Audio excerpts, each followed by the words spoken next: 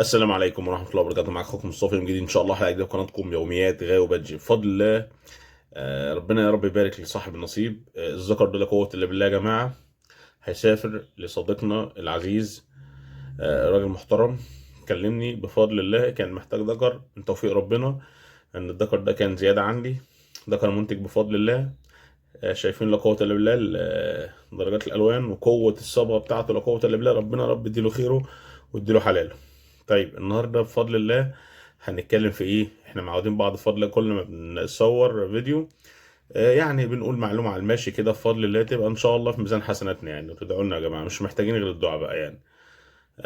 اللهم صل وسلم على سيدنا محمد. الذكر ده قوة الا بالله. بصوا يعني قوي جدا بفضل الله في صبغته. يعني ايه قوي جدا في صبغته بفضل الله؟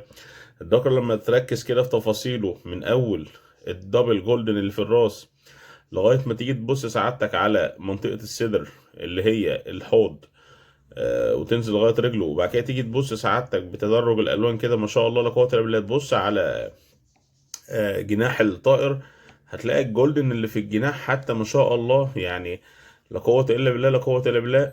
مش طبيعي يعني ما شاء الله. بصوا مدي درجات الوان الجولدن مع الفايلوت، عامل يعني سبحان الله، يعني عامل شكل جمالي يعني بجد حاجه الله قوه الا بالله. الواحد بيستمتع يعني. انا يا جماعه بصوا دايما بفضل الله الناس يعني تقول له مصطفى مثلا انت ما عندكش طيور، ما عندكش طفرات تانية، عندك حاجات معينه، فتسالني على طفرات بعينها، اقول له بفضل الله عندي، بيستغرب يقول لي اصل انت بفضل الله كل تصويرك وكل اهتمامك بطائر الريمبو. يا جماعه الطائر ده بفضل الله انا من مرودينه يعني. انا بعشق الطائر ده يعني انا حاجه كده سبحان الملك. الطائر ده محببني فيه بشكل انتوا مش متخيلينه. انا من الناس اللي بتعشق طيور الريمبو بشكل رهيب جدا جدا فوق ما انتم متصورين يعني. انا الطائر ده لو في يوم من الايام بقى بيتوزع كده ببلاش، انا برضك هفضل يعني هفضل على مبدئي واربيه. ليه؟ طيب مع العلم هتقولي في طفرات تانية، مع العلم هتقولي في مصطفى انواع كتير وطفرات كتير، وبالعكس بل بتجيب فلوس، وانت يعني ما شاء الله مثلا عندك المقدرة تعرف تربي وتعرف تفرخ. اللهم لك الحمد. بصوا يا جماعة بفضل انا الله. بالفعل انا ماشي على نظام بفضل الله عندي في المكان. الحمد لله مريحني. في طيور بتصرف على المكان، على يعني على المنظومه بتاعت الهوايه عندي في المكان. وفي طيور بربيها المزاجي، وفي طيور ممكن تبقى عشان هي دي الترند، او هي دي الموضه، او هي دي اللي الناس بتفرخها، او هي دي اللي هتجيب الفلوس اللي الناس بتفكر فيها دي. فانا الحمد لله ماشي المبدأ، بس في نفس الوقت ما بقى يعني ما بتنزلش عن الحاجه اللي بحبها. انا دايما من الناس اللي ما بحبش اتنازل ابدا ابدا ابدا عن حاجه بحبها. فانا بفضل الله يعني حتى الناس لو ترجع للقناه هتشوف بفضل الله مستويات قويه جدا من الريمبو فولل وكده. بس سبحان الله مش عارف، طائر الريمبو العادي جدا اللي هو من غير فولل وطفرات ده بيريح قلبي نفسيا، وبشوف الوانه ببقى سعيد جدا. نظرا ليه بقى يا جماعه؟ نظرا ان العصفور ده فيه قوه ما شاء الله، جينات وعصب قوي جدا. ليه بقى؟ لان العصفور ده ما تلعبش في جيناته اللي هي جينات الريش يعني. هو كل الفكره ان هو تداخل بس الالوان ده، ده مجرد كده مثلا ايه، اتعمل كده كونتراست كده يعني ايه، كوكتيل كده الوان. لكن فكره الريش دي دايما، او انت هتلاحظها وانت بتربي العصافير اللي هي بتبقى الفولل او الهجرومو او الهوجو زي ما بيتقال عليها، هتلاحظ دايما العصفور ده مناعته ضعيفة شوية. هتلاحظ العصفور نفسه مشاكله ممكن تكون كتيرة لو انت لسه مبتدئ. هتلاحظ ان هو ممكن يكون تخصيبه معاك مش احسن حاجة. هتلاحظ انك دايما بتحتاج وانت شغال بيه يبقى عندك تحضين، يعني حضان، يعني عصافير تانية تحط تحتها البيض او الزغاليل، لان هو ما بيبقاش عنده المقدرة او عنده القوة اللازمة اللي هو يأكل عدد من الفروخ يعني. انت تلاحظ العصافير الهجوم مهما تكون طفراتها ايه، هتلاحظ ان هي دايما في جين كده عندها، تحس انه في خلل بسيط كده، عشان هي العصافير طبعا متهجنة بشكل غريب عشان توصل للشكل اللي انت بتشوفه، اللي هو شكل الفلل او الريش اللي هو عكس اتجاه الريش اللي بيبقى طالع في الجسم، او اللي هو بيبقى مديك شكل الورد ده. ده يعني حصل تهجين قوي جدا، فده بياخد من صحة وقوة وعصب وذكاء الطائر نفسه. لكن الميزة في الريمبو يعني ما بقاش فيه الخلل او التهجين القوي ده قوي، اللي هو يأثر على عصب وعلى قوة وتخصيب وتأكيل ونشاط الطائر. عشان كده دايما انا بقول لك خد بالك، انت هتلاحظها حتى في العصفور الاسترالي العادي، هتلاقي اقوى عصفور ياكل واقوى عصفور تخصيبا. يعني تلاقي ما شاء الله حد عنده زوج استرالي، الناس اللي بتسمعني دلوقتي بتربي استرالي هتاخد بالها من الفكره دي قوي. هتلاقي حد عنده زوج استرالي النهارده يقول لك ما شاء الله طلع لي 8، طلع لي 6، طلع لي 10. طبعا ما شاء الله لا قوه الا بالله، ده عدد، وده صعب انك تلاقيه في العصافير اللي هي الطفرات العاليه قوي. صعب يعني تلاقيه بيطلع بالثمانية وعشرة، وحتى لو حصل خصب الست بيضات او السبع بيضات او الثمان بيضات، هتلاقيه مش عنده المقدره اللي هو ياكل ده العدد ده كله. فبالتالي هنرجع لفكره التحضير.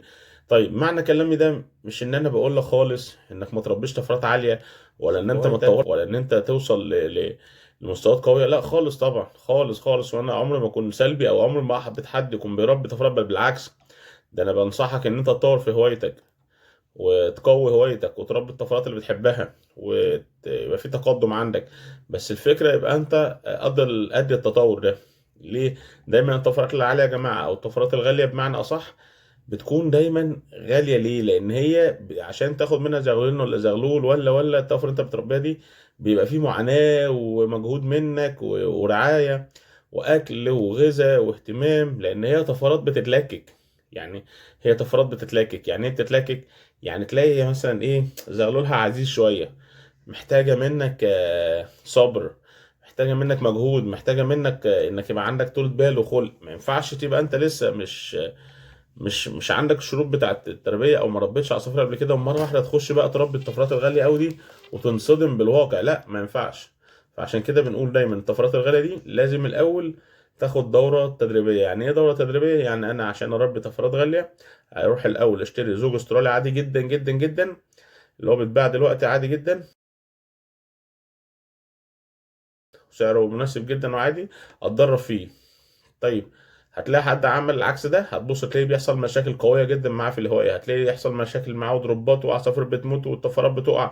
يقول لك انا فلوسي ضاعت على على الطيور، انا ما فرختش، انا ما انتجتش. طب ما هو انت ساعدتك اللي عملت في نفسك كده. طب عشان كده دايما تلاقوني بفضل الله عندي طفرات اللهم لك الحمد، وبحاول ابقى ماشي في التطور يعني براحتي، ما فيش حد بيجي ورايا. وفي نفس الوقت برضك بعشق العصفور ده اللي هو من غير اي طفرات، يا دوب طفره لونيه. وفي نفس الوقت عصفور الرينبو يا جماعه من العصافير اللي لا قوه الا بالله، هتشوف فيه حاجه غريبه قوي. يعني سبحان الله جمال الخالق بقى عز وجل في الالوان. العصفور ده ما بيقفش الوان يا جماعه. يعني ايه ما بيقفش الوان؟ يعني تبص تلاقي ربنا رزقك كده بزوجة عنده 5 ولا 6 بيضات، وممكن تلاقي الخمس زغاليل تقريبا ما فيهمش واحد شبه التاني. وده طبعا الناس اللي بتربي رينبو اكيد هتوافقنا الرأي. يعني تبص تلاقي ال5 6 حتت اخوات دولت ما فيهمش تقريبا واحد شبه التاني، بل بالعكس ما يبقاش فيهم واحد كمان شبه الاهالي. طب ده معناه ايه؟ معناه ان انت بتلعب في عصفور لا قوه الا بالله، موسوعه من الالوان، صندوق عجائب الدنيا ما شاء الله من الالوان. فده في حد ذاته المفاجاه. وكل مدى يعني كل عيش تلاقي نفسك عمال تتوقع يا ترى هيجيبوا لي ايه.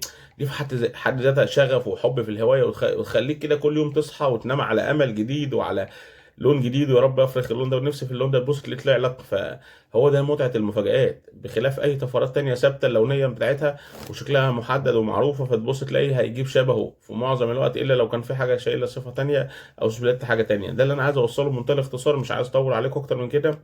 فنتمنى كده التوفيق للجميع، ونتمنى ندعي لاخونا اللي العصفور رايح له ان شاء الله، استاذ يوسف اللي هيسافر له. ندعي له بالتوفيق واديله البركه واديله خير الذكر دوت.